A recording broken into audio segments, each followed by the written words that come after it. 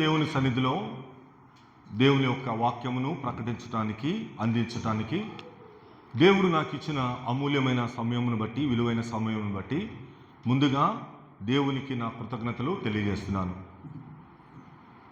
ఈరోజు ఆయనను సేవించాలి, ఆయనను ఆరాధించాలి, ఆయన వాక్యములు వినాలి అని చేరి కూడి వచ్చిన మీ అందరికీ ప్రభు అయిన యేసుక్రీస్తు నామములో నా వందనములు, శుభములు తెలియజేస్తున్నాను.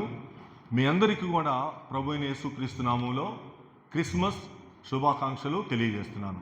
మీ అందరికీ దేవుని యొక్క కృప తోడైండును గాక. ఆమేన్. వాక్యంలోనికి వెళ్దాం రండి. యెషయా గ్రంథము 64వ అధ్యాయము. యెషయా గ్రంథము 64వ అధ్యాయము 5వ వచనం.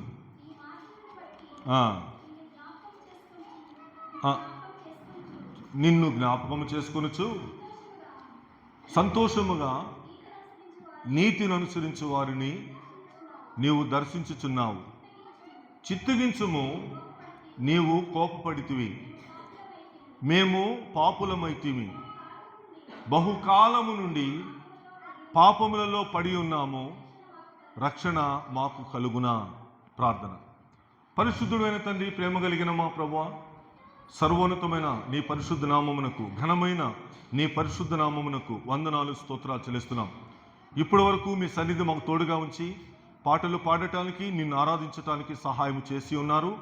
ఇప్పుడు నీ విలువైన మాటలు వినబోచున్నాము నాయన. ఈ మాటలు విత్తబడుచుండగా మంచి నెలను పడిన విత్తనం వలె మా హృదయంలో పడి ఫలించుటకు సహాయము దయచేయండి. తీసుకుని వచ్చిన వారిని బట్టి నీకు వందనాలు, స్తోత్రాలు. రావలసిన వారిని కూడా త్వరపెట్టి తీసుకుని రండి. ఈ సమయమును మా యొక్క జీవితములకు ఆశీర్వాదకరంగా మలచండి. యేసుక్రీస్తు పరిశుద్ధ నామములో ఈ ప్రార్థన అడిగి వేడుకుంటున్నాము తండ్రి. ఆమేన్. నీ మార్గములను బట్టి నిన్ను జ్ఞాపకము చేసుకుంటూ సంతోషముగా నీతిని అనుసరించు వారిని నీవు దర్శించుచున్నావు. నీవు దర్శించేది ఎవరిని? నీతిని అనుసరించు వారిని, ఆయన వాక్యములను అనుసరించు వారిని నీవు జ్ఞాపకము చేసుకుంటున్న వారిని. నీ దయ, నీ తోడు, నీ అనుగ్రహము వారికి ఉంది, నీతిని అనుసరించు వారికి ఉంది. కాబట్టి నీవు వారిని దర్శిస్తున్నావు, నీవు వారిని ఆశీర్వదిస్తున్నావు, వారి విషయమై నీవు జాలిని, కనికరమును కలిగి ఉన్నావు. ఇప్పుడు రెండవ భాగము ఈరోజు మనకి అవసరము. రెండవ భాగము ఈరోజు క్రిస్మస్ సందేశము. ఆ భాగమును చదువుదాము రండి. చిత్తగించుము, నీవు కోపపడితివి, మేము పాపులమైతిమి, బహుకాలము నుండి పాపములలో పడి ఉన్నాము, రక్షణ మాకు కలుగునా. దేవుణ్ణి అడుగుతున్నారు. యెషయా కాలము నాటి ప్రజలు దేవుణ్ణి అడుగుతున్నారు. చిత్తగించుము దేవా, నీవు కోపపడ్డావు. ఎందుకు నీవు కోపపడవలసి వచ్చింది? మేము పాపులమయ్యాం, మేము అవిధేయులమయ్యాం, మేము తిరుగుబాటు చేసిన ప్రజలమయ్యాం. ఇప్పుడు బహుకాలము నుండి మేము పాపంలో పడిపోయి ఉన్నాం, అది మాకు తెలుస్తుంది. అలాంటి పరిస్థితుల్లో ఉన్న మమ్ములను రక్షించేవాడు ఎవడైనా ఉన్నాడా? రక్షణ మాకు కలుగునా అని ఒక ప్రశ్న ఆ రోజు వారు దేవునికి వేశారు. నువ్వు నీతిని అనుసరించే వారిని దర్శిస్తున్నావు, మంచిదే. నీతిని అనుసరించే వారిని నువ్వు ప్రేమిస్తున్నావు, మంచిదే. మరి మా సంగతి ఏంటి? మా బ్రతుకులేంటి? మేము బహుకాలము నుండి పాపములో పడి ఉన్నాం, మాకు రక్షణ కలుగునా. ఒక అద్భుతమైన ప్రశ్న, ఒక విశేషమైన ప్రశ్న, వారి జీవితానికి అవసరపడే ప్రశ్న అక్కడ వారు దేవుణ్ణి అడిగారు. మాలాంటి మనుషులకు, మాలాంటి బ్రతుకులకు రక్షణ ఏమైనా ఉందా? అదేమైనా మాకు సాధ్యమేనా? ఆ రక్షణ మాకు ఎలా కలుగుతుంది? ఆ రక్షణ మాకు ఎలా దొరుకుతుంది అని వారు దేవుణ్ణి అడుగుతున్నారు. యేసుక్రీస్తు వారి కాలంలో కూడా ఒక అధికారి, ఒక యవనస్తుడు వచ్చి, సద్బోధకుడా, నిత్య జీవమునకు వారసుని అవ్వాలంటే నేనేం చేయాలి? నేను నిత్య జీవమునకు వెళ్ళాలనుకుంటున్నాను, నేను పరలోకమునకు వెళ్ళాలనుకుంటున్నాను, కాబట్టి ఇప్పుడు నేను ఏమి చేయమంటావు అని అడుగుతున్నాడు యేసుక్రీస్తు వారిని. ఒక మంచి ప్రశ్న, ఒక మంచి వారి యొక్క ఆలోచన. మా సంగతి ఏమిటి? నేను పరలోకంకి వెళ్ళాలంటే ఏం చేయాలి? అది ఆ రోజు మంచి ప్రశ్నే. కానీ ఆ ప్రశ్నకు జవాబు నచ్చలేదు వానికి. ఆసక్తిగా అయితే వచ్చాడు, ఉత్సాహంగా అయితే వచ్చాడు. ఆ ప్రశ్నకు జవాబు యేసే ఇస్తే ఆ జవాబు వారికి నచ్చలా. ముఖము మార్చుకొని వెళ్ళిపోయాడు, ముఖము చిన్నబుచ్చుకొని వెళ్ళిపోయాడు. ప్రియమైన వాళ్ళరా, ఇక్కడ కూడా ఈ ప్రజలు అడుగుతున్నారు ఏమని? అయ్యా, మేము పాపులమైపోయాం. ఇది చాలా గొప్ప ఆలోచన. అసలు నేను పాపినని తెలుసుకోవటమే చాలా గొప్ప ఆలోచన. ఆయన కూడా ఏమన్నాడు? నేను నీతిమంతులను పిలవటానికి రాలేదు, మారు మనసు పొందుట కొరకై పాపులను పిలవటానికి వచ్చానన్నాడు. అసలు నేను పాపిని అని గ్రహించటమే ఒక గొప్ప తలంపు. నేను మంచోణ్ణి, నేను పరిశుద్ధుణ్ణి, నేను నీతిమంతుణ్ణి, నేను అలాంటి వాడిని ఇలాంటి వాడిని అనుకునేవాడు ఆయనకు అక్కర్లేదు. పాపులను పిలవటానికి వచ్చాడు ఈ లోకానికి, మారు మనసు పొందుట కొరకై. కాబట్టి ఇక్కడ ప్రజలకు ఒక జ్ఞానం ఉంది. ఏమిటా జ్ఞానం అంటే, బహుకాలము నుండి మేము పాపంలో పడిపోయి ఉన్నాం. నిన్న కాదు, మొన్న కాదు, కొంతకాలము కాదు, బహుకాలము నుండి ఆ ఊబిలో మేము ఉండిపోయాం, ఆ ఊబిలో మేము కూరుకుపోయాం. ఇప్పుడు మా పరిస్థితి ఏంటి? నువ్వేమో నీతిమంతులను దర్శిస్తున్నావు, మరి మేము నీతిమంతులము కాదే. నీ దర్శనము మాకు కావాలి, మేము పాపాత్ములమే. మరి మా సంగతి ఏమిటి? మా పరిస్థితి ఏమిటి? ఆ గ్రహింపే చాలా గొప్పది. మేము పాపులమైపోయాము, మేము బహుకాలం నుండి పాపంలో పడిపోయి ఉన్నాము. అసలు మాకు రక్షణ ఏమైనా కలుగుతాదా? మాకు రక్షణ ఏమైనా దొరుకుతాదా? జవాబు చెప్పయ్యా. నీ జవాబు కోసం చూస్తున్నాం మేము. ఇక మా బ్రతుకులు ఇంతేనా? మా జీవితాలకి ఇంతేనా? మమ్మల్ని కాపాడేవాడెవడు? మమ్మల్ని రక్షించేవాడెవడు? ఆ రోజు దేవునికి వారు ఒక అద్భుతమైన ప్రశ్న వేశారు. రక్షణ అంత తేలికైనది కాదు. మనము కొన్ని ప్రయత్నాలు చేస్తే అంత సులువుగా దొరికేది కాదది. కొంతమంది చేశారట ఆ ప్రయత్నం, వారి సొంతగా చేశారు ఆ ప్రయత్నాలు రక్షించుకోవాలని. కానీ దేవుడు ఏమన్నాడో తెలుసా? రండి చూద్దాం. యోబు గ్రంథము 20వ అధ్యాయం 20వ వచనం. యోబు గ్రంథము 20:20. వారు ఎడతెగక ఆశించిన వారు తమ ఇష్ట వస్తువులలో ఒకదాని చేతనైనను తమ్మును తాము రక్షించుకొన జాలరు. వారు ఎడతెగక ఆశించారు, ఎడతెగక కోరుకున్నారు. రక్షణ మాకు కావాలి, రక్షణ మాకు కావాలి, రక్షణ మాకు కావాలి. ఆ రక్షణ కోసం వారు కొన్ని వస్తువులు తయారు చేసుకున్నారు, కొన్ని బొమ్మలు తయారు చేసుకున్నారు. వెండి బొమ్మలు, బంగారు బొమ్మలు, రకరకాల విలువైన బొమ్మలు తయారు చేసుకున్నారు. ఇక్కడ అదే అన్నాడు. వారు ఆశిస్తున్నారు నిజమే, వారు కోరుకుంటున్నారు నిజమే, వారు ఇష్టపడుతున్నారు నిజమే. తమ ఇష్ట వస్తువులలో ఒక్కదాని చేతనైనా వారు రక్షించుకొనజాలరు. వారి ఇష్ట వస్తువులు వారిని రక్షించలేవు, వారి ప్రతిమలు, వారి బొమ్మలు వారిని రక్షించలేవు. అసంభవం, అది జరగని పని అన్నాడు దేవుడు. మరి ఇప్పుడు వీరికి రక్షణ దొరికేదట్లా?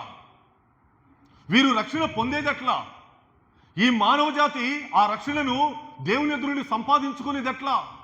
వీరి ఆలోచనలు, వీరి తలంపులు, వీరి ప్రయత్నాలు వ్యర్థమైపోయినాయి. అసంభవం అన్నాడు దేవుడు. నీ వల్ల కాదు, నీ చేత కాదు, నిన్ను నీవే రక్షించుకోలేవన్నాడు. మరి ఇప్పుడు ఎలా మనల్ని రక్షించేది? ఎవరు రక్షిస్తారు ఈ లోకానికి వచ్చి? ఆయనకు రాకముందు ఎంతో మంది వచ్చారు ఈ లోకానికి. గురువులు, బాబాలు, స్వాములు, దేవతలు, దేవుళ్ళు అనబడిన వాళ్ళు, యుగ పురుషులు అనబడిన వారు చాలా మంది వచ్చారు. కానీ వారి ద్వారా రక్షణ మానవ జాతికి కలిగిందా? కలగలేదు. వారి ద్వారా మానవులు రక్షించబడ్డారా? రక్షించబడలేదు. వారి పాపములలోనే, వారి యొక్క అపరాధములలోనే కూరుకుపోయి ఉన్నారు. ఇప్పుడు వారు రక్షణను ఆశిస్తున్నారు. ఆ ఊబిలో నుంచి పైకి రావాలని కోరుకుంటున్నారు. ఎవరైనా మమ్మల్ని కాపాడేవారుంటే రండి, ఎవరైనా మమ్మల్ని రక్షించేవారుంటే రండి. వాళ్ళ ఆక్రందన దేవుని యొద్దకు చేరింది. వారి మొర దేవుని యొద్దకు చేరింది. 1000 సంవత్సరములకు ముందు యెషయా రాసిన మాటలు ఇవి.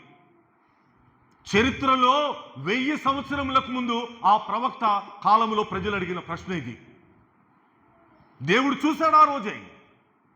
ఆ రోజే ఆయన చూశాడు. వారి మాటలు విన్నాడు, వారి బాధ విన్నాడు, వారి ఆక్రందన విన్నాడు.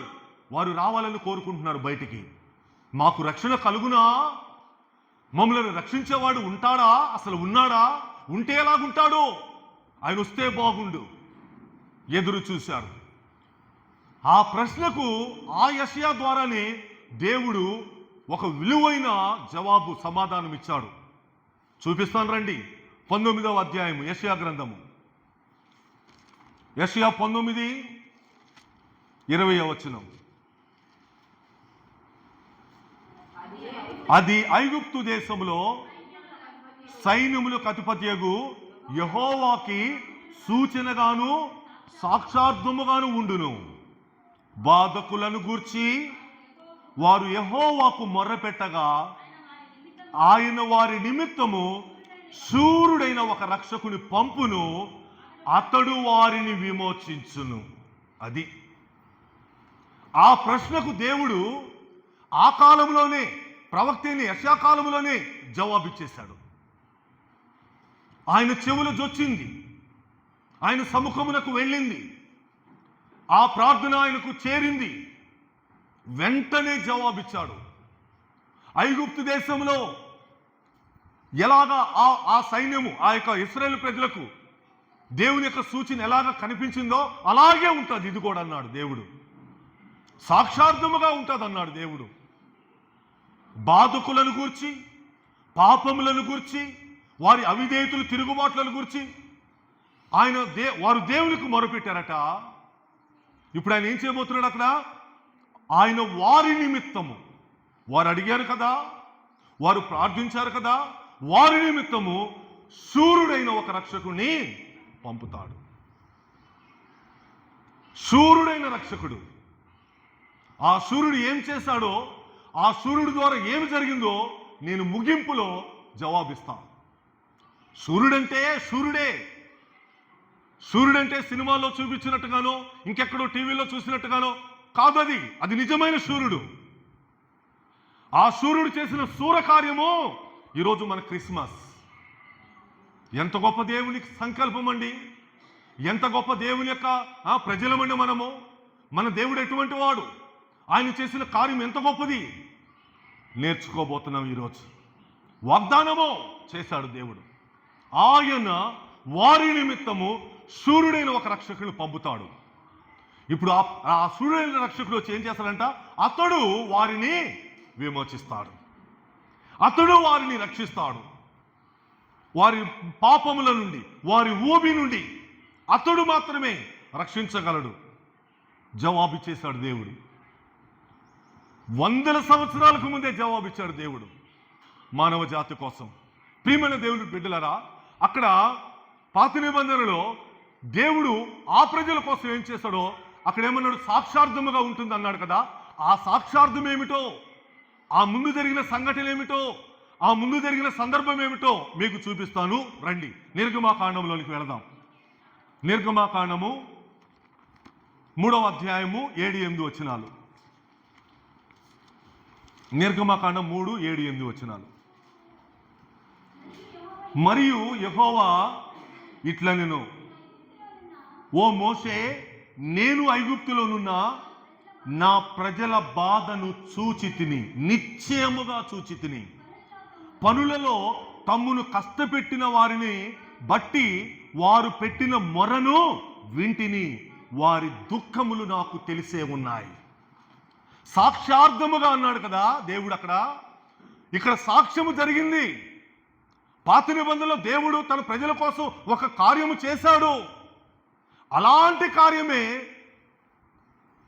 అతడు వచ్చి విమోచిస్తాడు. అలాంటి కార్యమే ఆ సూర్యుడి ద్వారా ఆ రక్షణ ఈ లోకానికి కలుగుతుంది.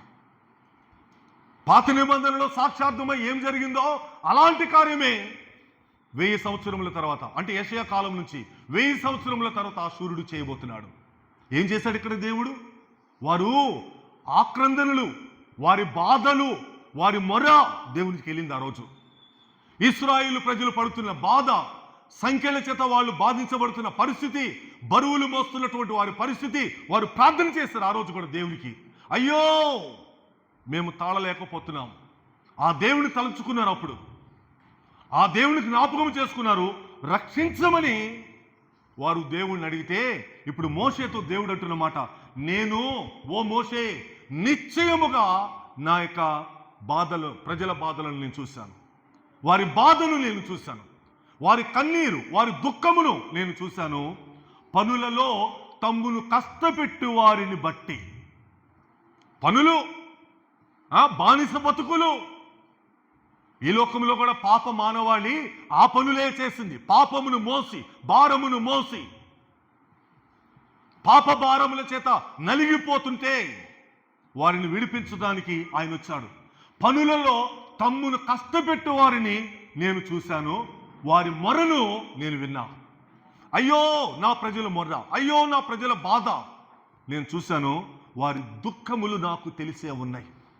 వారు విడిపించబడాలని, వారు రక్షించబడాలని, వారు బయటికి రావాలని వారు పడుతున్న ఆరాటము నేను చూశా, నాకు తెలుసు అని దేవుడు మోషేతో చెప్పాడు. అన్ని మాటలు పలికాడు దేవుడు. ఇప్పుడు 8వ వచనంలో ఆయన ఏమన్నాడు చూద్దాం రండి. కాబట్టి ఓ మోషే,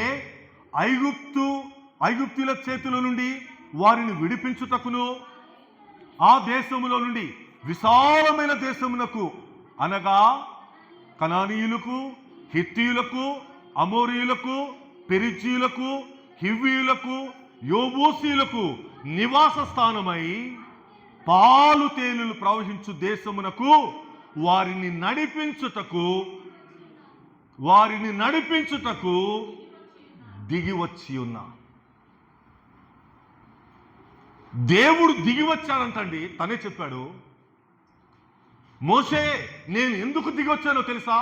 నా ప్రజల బాధలు చూశాం, నా ప్రజల మొరను చూశా, వారి కష్టములు చూశా. నేను దిగి వచ్చా. నేను దిగి వచ్చింది ఆ ఐగుప్తుల చేతుల నుంచి విడిపించడానికి, ఆ బంధకాల నుంచి విడిపించడానికి, ఆ బరువుల నుంచి విడిపించడానికి నేను దిగి వచ్చా. ఏ దేవుడు చెప్పాడు అలాగా తన ప్రజల కోసం? ఈ లోకములో ఎవరు చెప్పారు? ఈ లోకంలో ఆ మాట తన ప్రజల కోసం? నేను దిగి వచ్చానన్నాడు దేవుడు. తన ప్రజల కోసం, వారి బాధల నుంచి, వారి కష్టముల నుంచి విడిపించడానికి ఆయన దిగి వచ్చాడు. పాలు తేనెలు ప్రవహించు దేశమునకు నేను వాళ్ళని తీసుకెళ్తా.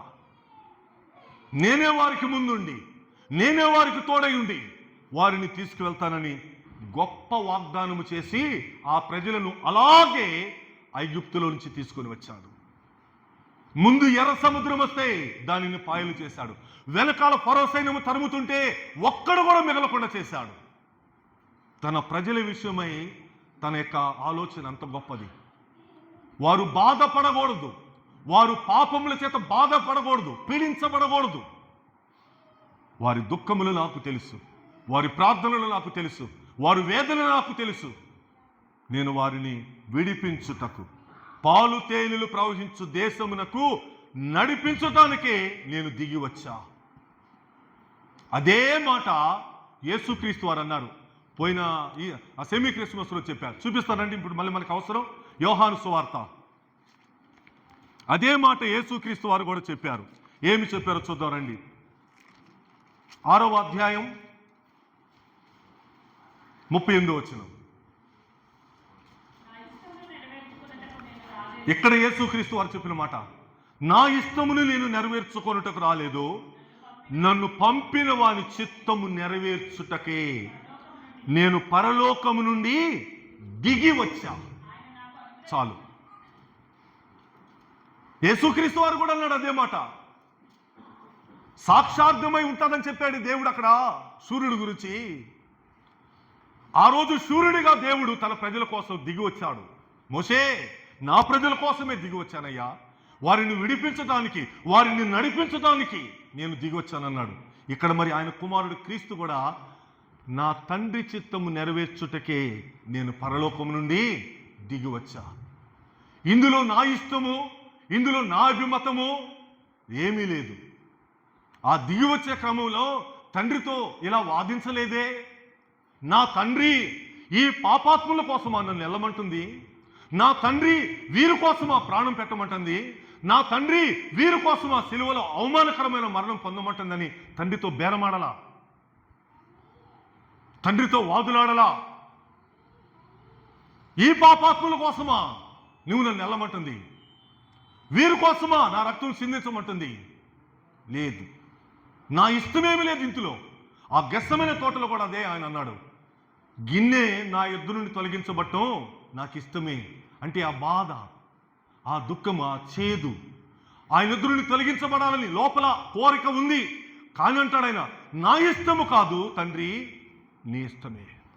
అసలు నీ ఇష్టము నెరవేర్చడానికే నేను వచ్చాను కదా, మరలా ఈ క్షణంలో నాకు ఈ ఆలోచన రావటం ఏంటి? ఎంత బాధనైనా పడతా, ఎంత వేదనైనా నేను పడతా. గిన్నె తొలగించబడమని నా అంతరంగం కోరుకుంటుంది, నా శరీరం కోరుకుంటుంది, నా మనసు కోరుకుంటుంది. అయినా నాకొద్దు, నీ చిత్తమే సిద్ధించుగాక. నీ ఇష్టమే. ఏ ఇష్టముతో అయితే నన్ను ఈ లోకానికి పంపించావో, ఏ ఉద్దేశంతో నన్ను ఈ లోకానికి పంపించావో దాన్ని నెరవేర్చడానికి దిగి వచ్చా అని చెప్పాడు కుమారుడు. తండ్రి దిగి వచ్చిన సూర్యుడే ఆనాటి ప్రజలకు, కుమారుడు కూడా దిగి వచ్చిన సూర్యుడే ఈనాటి ప్రజలకు. సూర్యుడు దేవుడు వాగ్దానం చేస్తున్నాడు యెషయా ద్వారా, ఓ యెషయా చెప్పు లోకానికి. ఓ బాధకులను గురించి వారు మొరపెట్టారు దేవునికి, పాపములను గురించి మొరపెట్టారు వారు దేవునికి. ఇప్పుడు ఆయన వారి మొరను విని వారి కోసము శూరుడైన రక్షకుని పంపుతాడు. ఆ రక్షకుడు వచ్చి వారిని విమోచిస్తాడు, వారిని నడిపిస్తాడు, వారిని పరలోకములకు చేరుస్తాడు అని దేవుడు యెషయా ద్వారా ఒక గొప్ప వాగ్దానం చేశాడు. ఇప్పుడు ఆ వాగ్దానం చేసిన తర్వాత ఇప్పుడు దేవుడు తన కుమారుడి ఎదుటకు వచ్చి ఇలా మాట్లాడుతున్నాడు. ఎలా మాట్లాడు చూపిస్తాను రండి. యెషయా గ్రంథం 49:6. వాగ్దానము చేశాడు. తన కుమారుడి విషయమై ఒక ఆలోచన ఇప్పుడు తండ్రికి ఉంది. ఆ కుమారుడు దగ్గరకు వచ్చి ఇప్పుడు ఆయన అంటున్నాడు 49:6, నీవు అయ్యా నా కుమారుడా యాకోబు గోత్రపు వారిని ఉద్ధరించునట్లును, ఇశ్రాయేలీయులు తప్పింపబడిన వారిని రప్పించునట్లును నా సేవకుడవై ఉండుట ఎంతో స్వల్ప విషయం. ఒక్క నిమిషం. నా సేవకుడుగా నిన్ను ఏర్పాటు చేసుకున్నా, నా యొక్క సంకల్పమును నెరవేర్చడానికి నిన్ను ఏర్పాటు చేసుకున్నా. నీవు యాకోబు గోత్రపు వారిని ఉద్ధరించడానికి రాబోతున్నావు. యాకోబు గోత్రాన్ని ఉద్ధరించాలి నువ్వు. వంశోద్ధారకుడు, ఉద్ధరించువాడు. ఇశ్రాయేలు తప్పింపబడిపోయారు. మనమందరము గొర్రెల వలె త్రోవ తప్పిపోయాం. ఇప్పుడు తన ప్రజలైన ఇశ్రాయేలులను ఆయన ఏం చేస్తున్నాడంట? రప్పించాలి. తప్పిపోయిన వారిని, దారి తొలగి చెదిరిపోయిన వారిని ఆయన రప్పించాలి, తప్పిపోయిన వారిని. అందుకోసం ఆయన కుమారుని ఏర్పాటు చేసుకొని కుమారుడితో మాట్లాడుతున్నాడు. ఇప్పుడు అక్కడేమో వాగ్దానం చేశాడు 19వ అధ్యాయంలో. ఈ 49వ అధ్యాయంలోకి వచ్చేసరికి 6వ వచనంలో తన కుమారుడి దగ్గరకు వచ్చి తన సంకల్పాన్ని, తన ఆలోచనను చెబుతున్నాడు. నువ్వు నా సేవకుడు అయి ఉండుట ఎంతో స్వల్ప విషయము. ఇంకా చూడండి, ఇప్పుడు అసలు ఉంది. తర్వాత చదవమ్మా. బూదిగంతముల వరకు నీవు నేను కలుగజేయు రక్షణకు సాధనము. ఒక్క నిమిషం. ఓ నా కుమారుడా, నువ్వు యాకోబు గోత్రపు వారిని ఉద్ధరించాలి నిజమే, నువ్వు ఇశ్రాయేలు తప్పిపోయిన వారిని రప్పించాలి నిజమే. ఇప్పుడు నీవు బూది గంతముల వరకు, ఈ కొన నుండి ఆ కొన వరకు, తూర్పు నుండి పశ్చిమ వరకు, ఉత్తరము నుండి దక్షిణము వరకు నీవు కలుగజేయుటకు రక్షణకు సాధనము. నీ ద్వారానే ఈ లోకంలో ఎవరికి లేదు అవకాశం. నీ ద్వారానే బూదిగంతముల వరకు. ఆయన వాళ్ళ దేవుడేనండి, ఆ దేశస్థుల దేవుడు, ఆ ఖండపు చెందినవాడికి ఆయన, లేకుంటే ఆ ప్రజలకు చెందినవాడు. వాక్యం ఏమి సెలవిస్తుంది? బూదిగంతముల వరకు, ఈ చివరి నుండి ఆ చివరి వరకు, ఇంత భాగములు కూడా విడిచిపెట్టకుండా మాట్లాడుతున్నాడు దేవుడు. అంతవరకు నీవు నా కుమారుడా, నీవు నేను కలుగు చేసే రక్షణకు సాధనం. అది జవాబు. కుమారుని సిద్ధపరుస్తున్నాడు. ఇంకేమన్నాడు రెండో భాగంలో? అన్యజనులకు వెలుగై ఉండునట్లు నిన్ను నేను నియమించా. బూదిగంతముల వరకు నువ్వేమో సాధనము రక్షణకు, అన్యజనులకు వెలుగు. ఒకప్పుడు మనము దేవుని ఎరగని వారము, చీకటిలో సంచరించిన వారము, అన్యజనులము. ఈరోజు దేవుడు మనకు ఆ వెలుగునిచ్చాడు. నా కుమారుడా, నువ్వు అన్యజనులకు వెలుగయ్యా. బూదిగంతముల వరకు నీవు రక్షణకు సాధనమయ్యా.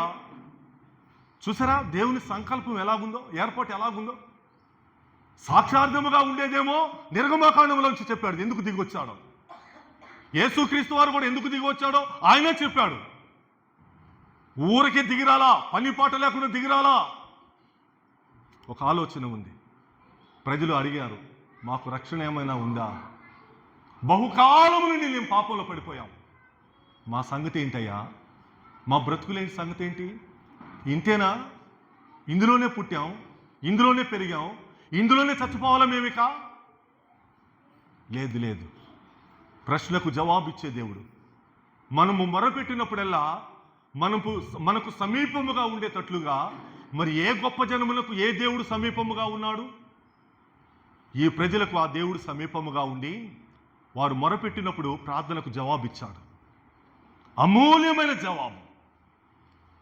అక్కడేమో వాగ్దానం చేశాడు, ఇక్కడేమో తన కుమారుడితో మాట్లాడుతున్నాడు. నా కుమారుడా, నీవు ప్రత్యేకింపబడిన వాడవయ్యా. నువ్వు యాకోబు గోత్రాన్ని ఉద్ధరించాలి, ఇశ్రాయేలు తప్పిపోయిన వారిని రక్షించాలి, బూదిగంతముల వరకు అన్ని జనులకు నువ్వు రక్షణ కలుగు చేయాలి, సాధనముగా ఉండాలి. ఇప్పుడు అన్ని జనులకు కూడా నువ్వు వెలుగు. అన్ని ఏర్పాట్లు దేవుడు తన కుమారుల్లో చేశాడు. ఒకేసారి అన్ని ఏర్పాట్లు తన కుమారుడు ద్వారా చేశాడు దేవుడు. ఎంత గొప్ప దేవుడు! మనకు అర్థమవుతుందా? మన మానవ ఆలోచనలకు, మన మానవ బుర్రలకు అర్థమవుతుందా? అంత గొప్ప దేవుడండి మన దేవుడు. ఈరోజు ఎవరిని ఆరాధిస్తున్నావు? ఎందుకు ఆరాధిస్తున్నావు? దేని కొరకు ఆరాధిస్తున్నావు? ఆయన నిన్ను రక్షించడానికి వచ్చిన రక్షకుడు, నా దేవుని చేత నియమించబడి పంపించబడిన వాడు. కుమారుడితో మాట్లాడాడు, కుమారుని సిద్ధపరిచాడు. కొంచెము పేజీ తిప్పండి. ఆయన ఇప్పుడు అంటున్నాడు, మానవాళికి ఇంకా మళ్ళా చెప్తున్నాడు. 56వ అధ్యాయం 1వ వచనం.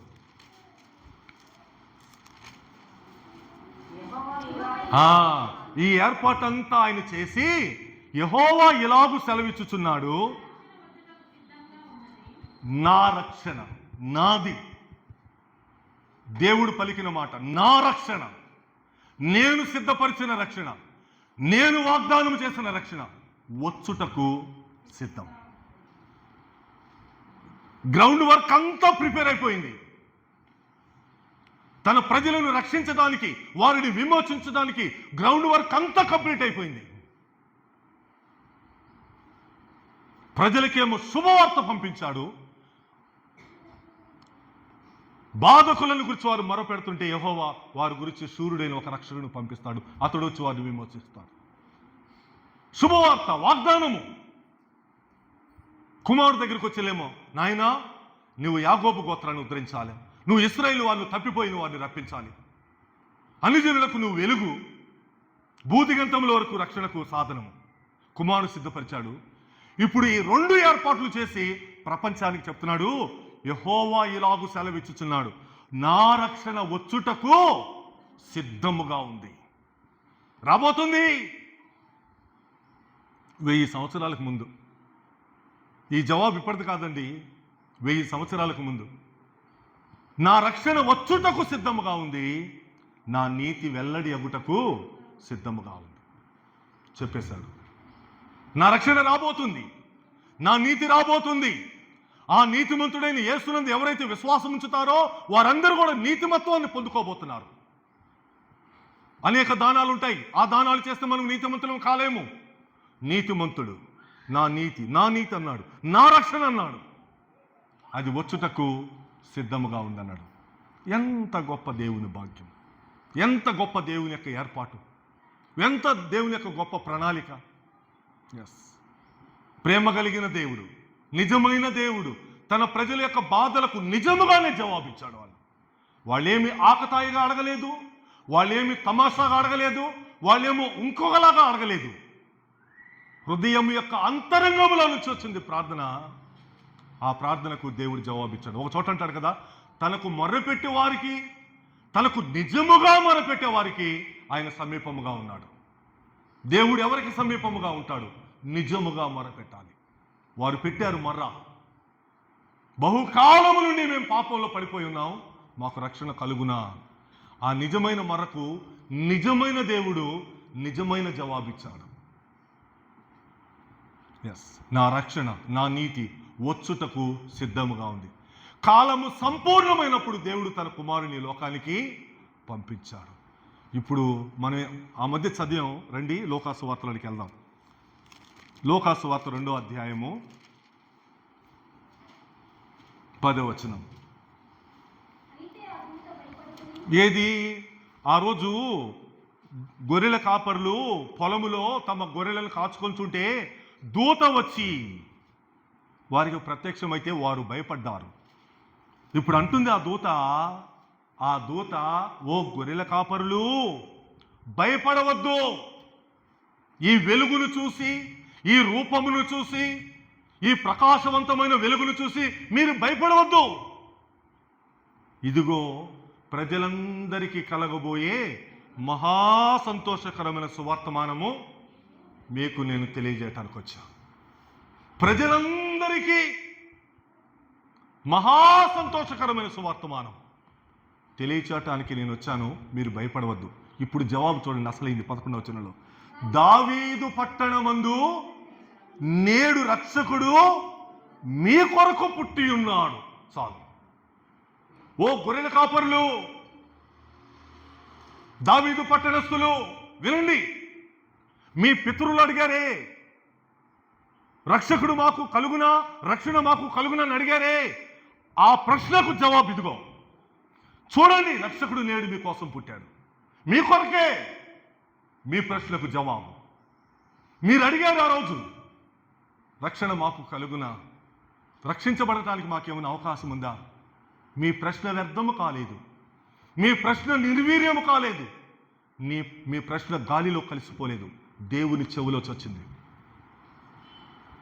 ఓ ప్రజలారా వినండి, నేడు నేడు నేడు రక్షకుడు ఎవరి కోసం?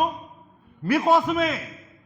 మీరు అడిగారు కదా, మీరు ప్రార్థించారు కదా, అసలు ఇది అసంభవం అనుకున్నారు కదా, దేవుడు అసంభవాన్ని సంభవం చేశాడు.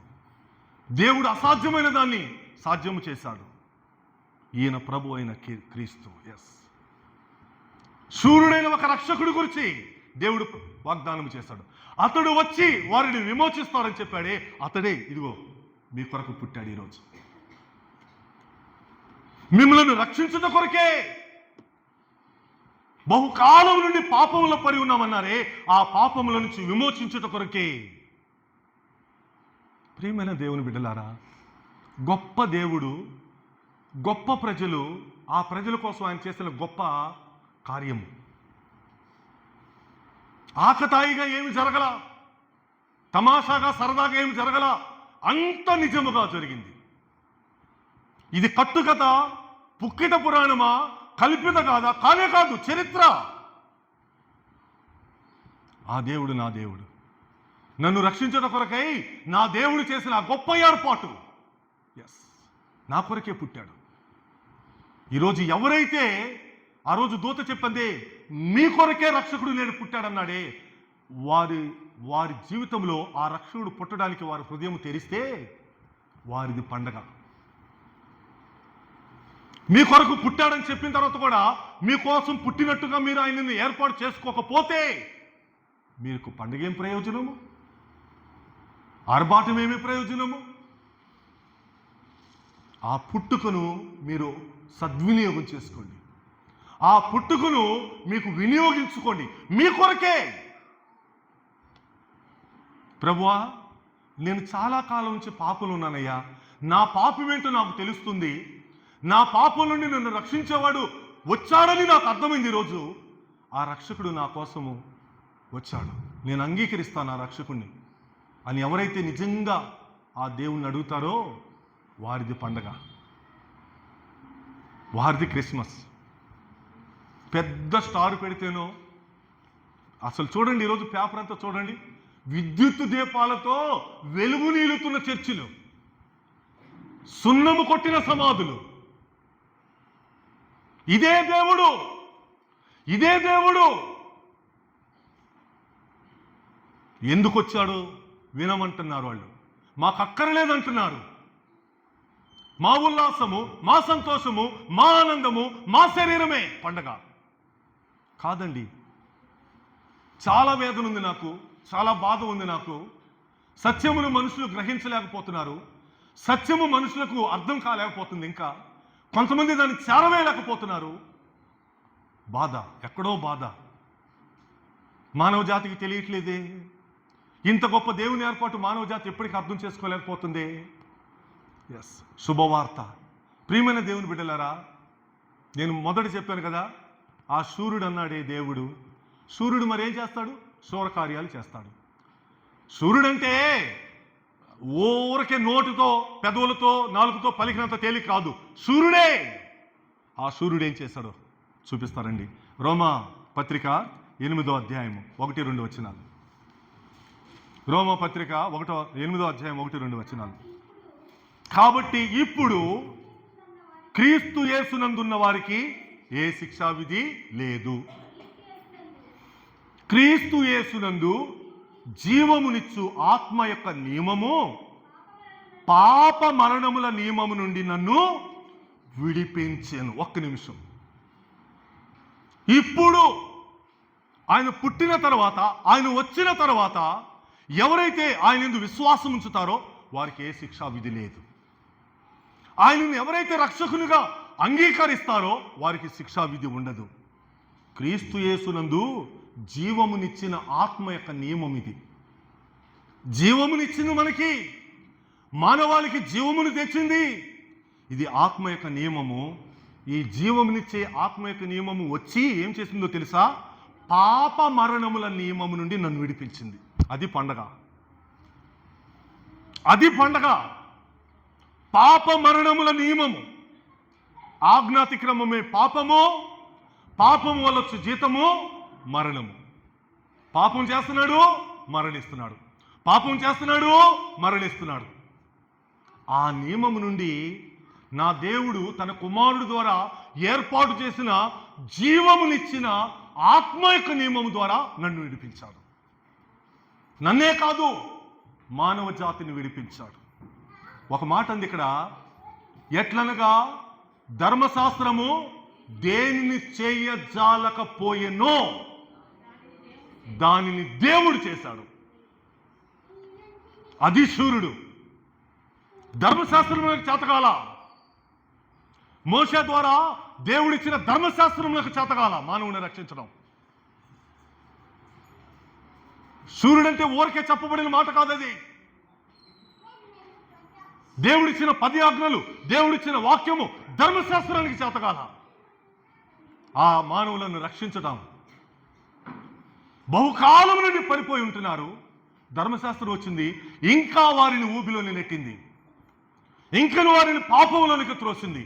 నువ్వు చూస్తే తప్పుంది, నువ్వు మాట్లాడితే తప్పుంది, నువ్వు చేస్తే తప్పుంది, నువ్వు నడిస్తే తప్పుంది. ధర్మశాస్త్రం నిన్నింకా ఏలెత్తి చూపించి పాపివే అంది. ఆ పాపిని రక్షించలేకపోయింది ధర్మశాస్త్రం. ఇప్పుడు సూర్యుడు వచ్చి రక్షిస్తాడని చెప్పాడే, అతడు వచ్చి వారిని విమోచిస్తాడన్నాడే, వాడు చేసిన పని, ఆ దేవుడు చేసిన పని ధర్మశాస్త్రము దేనిని చేయజాలకపోయేనో దాన్ని చేశాడు. అది సూర్యుడు చేసిన పని.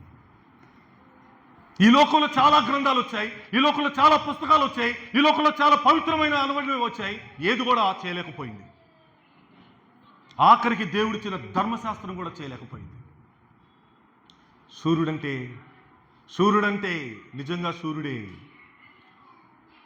ఈ లోకానికి చేతగానిది, ఎవరి వల్ల చేతగానిది, దేని వల్ల చేతగానిది ఆయన చేశాడు. ఆయన చేశాడు. అతడు వచ్చి వారిని విమోచించాడు. పాప మరణముల నియమము, జీవమునిచ్చే ఆత్మ యొక్క పాప మరణముల నియమం నుంచి తప్పించింది మనల్ని. అందుకు పండగ. నిన్న మన సెమీ క్రిస్మస్ రోజు కూడా చెప్పా, ఒక అర్థము మనకు అర్థమయ్యి, ఒక విషయము మనకు అర్థమయ్యి, దాన్ని మనం సద్వినియోగం చేసుకుని, దాన్ని మనం వినియోగించుకొని అప్పుడు నేను పండుగ చేశానంటే అది అర్థం. ఇల్లంతా అలంకరించారు, ఇంట్లో వాళ్ళందరూ కొత్త బట్టలు వేసుకున్నారు, ఇంట్లో మంచి పిండి వంటలు వండుకుంటున్నారు, కేకు కట్ చేయడానికి రెడీగా ఉంది. సందర్భం ఏంటి ఇంట్లో వాళ్ళకి తెలియదు. ఎందుకు చేశారండి ఇదంతా అంటే, ఏమనండి ఊరికే చేశానంటే ఎలా ఉంటుంది? ఎవరో పుట్టుండాలి కదా ఇన్ని ఏర్పాట్లు చేశారంటే, ఏదో అయి ఉండాలి కదా ఇన్ని ఏర్పాట్లు చేశారంటే, ఏదో బర్త్డే అయి ఉండాలి కదా ఇన్ని ఏర్పాట్లు చేశారంటే, ఏదైనా కనీసం మ్యారేజ్ డే అన్నా అయి ఉండాలి కదా ఇన్ని ఏర్పాట్లు చేశారంటే, ఏది లేదు. ఏమీ లేకుండా మేము పండుగ చేసుకుంటున్నామండి, ఇల్లంతా లైటింగ్ పెట్టేస్తాం, కొత్త బట్టలు వేసుకుని చూడండి అంటే పిచ్చోళ్ళు అనుకుంటారు మనల్ని. దేవుడు కూడా పరలోకం నుండి చూసి మనలను అలాగే అనుకుంటున్నాడు. అయ్యో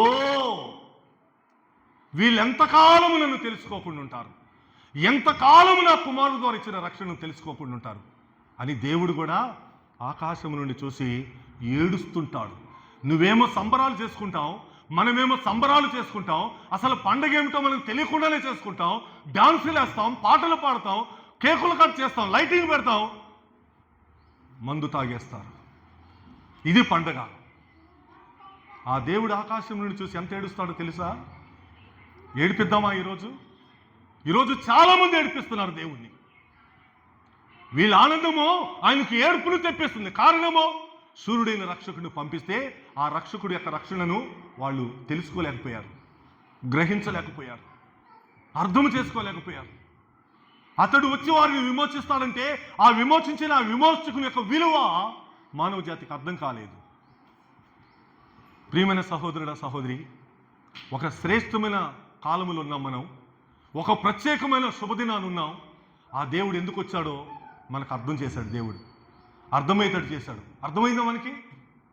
ఈరోజు మీకు అర్థమైతే పండగ నీదే. ఈరోజు మీకు అర్థమైతే పండగ మీదే. ఆ రోజు ప్రజలు అడిగారే, ఆ ప్రజలు అడిగిన ప్రశ్నకు ఆయన జవాబిచ్చాడు. ఆ సూర్యుడు వచ్చి శూరకార్యం చేశాడు. దేవుడు ధర్మశాస్త్రం ద్వారా దేనిని చేయజాలకపోయేనో దానిని తన కుమారుడు ద్వారా చేశాడు. ఆ కుమారుడు ఏం చేశాడు? పాప మరణముల నియమము నుండి మనలను విడిపించాడు. మాకు రక్షణ కలుగునా అంటే రక్షణ కలిగింది. పాప మరణముల నుంచి విడిపింపబడటం, పాప మరణముల నుంచి రక్షించబడటం దేవుడే మనకిచ్చిన గొప్ప భాగ్యం. సో దేవుడే మీ జీవితాలలో అటువంటి రక్షకుని యొక్క విలువ అర్థము చేసి ఆ రక్షకుడిని మీ హృదయంలోనికి ఇష్టపూర్వకంగా ఆహ్వానించడం ద్వారా నిజమైన పండగ ఆనందమును మీ హృదయాలకు నా హృదయానికి మనందరికీ అనుగ్రహించునుగాక. ఆమేన్. తలలు వంచండి, కళ్ళు మూసుకొనండి.